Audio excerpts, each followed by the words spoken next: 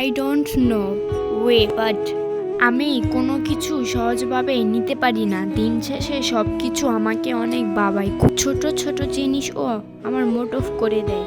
খুব অল্পতেই আমি কেঁদে ফেলি। আমি সামান্য ব্যথায় কাঁদি, আবার সবচেয়ে কঠিন যন্ত্রণাও নীরবে সহ্য করতে পারি। থেমে তো কিছুই থাকবে না, শুধু মনে থাকবে কিছু মানুষের ব্যবহার আর কথার আঘাত। সব কিছু ভুলে থাকা যায়, কিন্তু এই ব্যাপারটা চাইলেও ভুলে থাকা যায় না। খুব বেশি সরল হতে যেও না, এই স্বার্থপর সমাজ তোমাকে ঠকিয়ে দেবে। নীরবতা এমন একটি জিনিস যা জীবনকে ভয়ঙ্করভাবে পরিবর্তন করে। জীবনের খারাপ অধ্যায় মানে এই নয় যে জীবনের গল্প শেষ।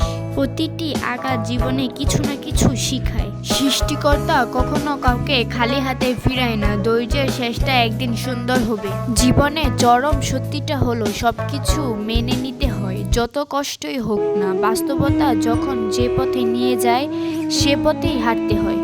এখন যেই পরিস্থিতিতে আছেন সে পরিস্থিতি নিয়ে হতাশ হয়ে নিজেকে কষ্ট দিবেন না।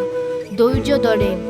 বৃষ্টির পর আকাশ যেমন ঝলমল করে, ঠিক তেমনি দুঃখের পর সুখ আসে, ইনশাল্লাহ।